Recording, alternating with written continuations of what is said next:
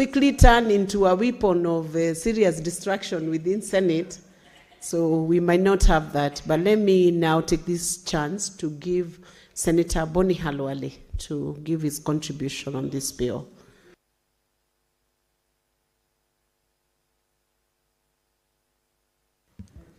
Honorable Speaker, I take this to be a very big privilege that the records of Parliament, the Hansard, will show that when this bill was being enacted into law, I made a contribution because I believe in culture and I believe in the diversity of the cultures of the people of Kenya. And because of that belief, Madam Speaker, many times I disagree with fellow professional colleagues and people of letters on how they become experts of explaining the culture of other communities. You can see, Madam Speaker, for the 30 minutes that the Senator of Nandi has contributed, he has spent probably 1/3 of that time only for his culture. But the rest of the time, he has spent on the Kikuyu, he has spent on the LUHYA, areas on which he is not an expert at all. You know, I cannot start by, first of all, by failing to make a personal disclosure. That as somebody who practices medicine and who understands circumcision of men, I take a lot of offense when I see people berate the Kuria, my cousins, the Kisi, my cousins, the Kikuyu, my distant cousins, and the Kamba, my distant cousins, for the practice of circumcision of their girls. We should be asking them, why and how do they do it? Why I take this offense is because, Honorable Speaker, if you came to Kakamega and told a LUHYA man not to circumcise his son, he will tell you, take him. Then he is not my son. Have we really listened to the people who understand the culture of the circumcising communities of Kenya? Do we really know the prescribed method of that circumcision?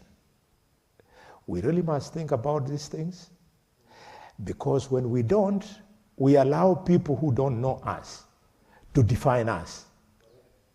Imagine, Madam Speaker, you going to Bungoma and telling a LUHYA father that his son is a homosexual and therefore he should be tolerant. You are saying this because of the many things you people call under this constitution of the rights of expression, the right of choice, the rights of blah, blah, blah, blah. Madam Speaker, we have to be firm as Africans so that even if it is easy for you to fundraise for defending something that offends your community, you should be called to order through this law. We would like the people who fundraise for advocacy of practices that are foreign to our communities to exercise that advocacy outside our communities. Like somebody wants to advocate or to make advocacy for, they call it LPQTQX, something. People who want to do those kind of primitive things, they should never be allowed to do it in the LUHYA nation. It is completely foreign. culture defines that it cannot be admissible.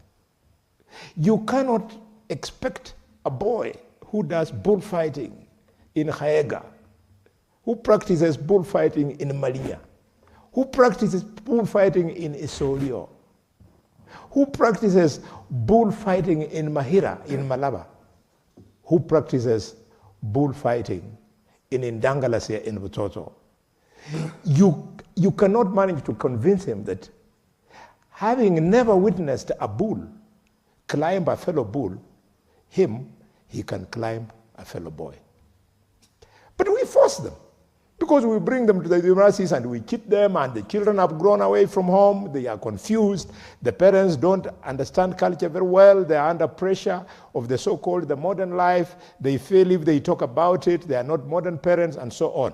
We need to make proper legislation, and we shall be coming in the third stage of the third reading of this bill with firm amendments to speak to those things, until this House will either firmly pronounce itself in assent or in defeating. Madam Speaker, I want to thank the Senator of Nandi for all the compliments he's given me. You never offended me in any way. You never offended the community in any way. It was positive. Let me tell you, our community has documented its culture through oral literature. Now we are attempting to put it on paper. We want to tell our children, this is how women give birth, and after giving birth, this is how they name their children. And giving birth, Madam Speaker, my mother was a traditional birth attendant. Part of the reason why our profession went in that direction. And she was very clear. When a woman was now finding it difficult to give birth, she has to refer that woman for cesarean section in hospital. She used to ask the girl, who is the father of this child? And when the girl would refuse to say, she asked, what is the name of the father? The moment the girl says, the father's name is so and so, the birth canal opens and the child is born. Because our culture is against single parents. Our culture demands that every LUHYA child must have a father. And it was at that spot, Madam Speaker, when children born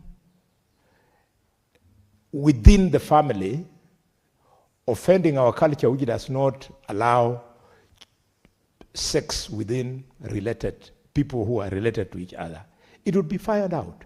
And the girl would then say, then there would be a special ceremony for that child. Then the child will be accommodated. In adult life, there are certain privileges that child will not attend or will attend with special restrictions.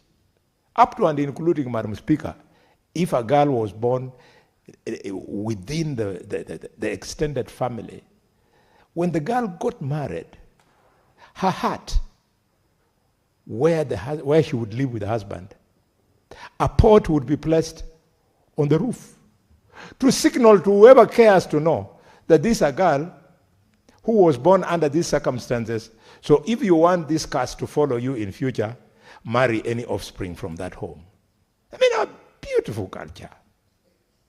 And when I look back, Madam Speaker, and I see the problem children of the so-called single mothers are going through because of the lack of the father figure, I say our ancestors understood science. Madam Speaker, the communities which are slowly starting to allow the so-called single mother, Madam Speaker, I know it offends you like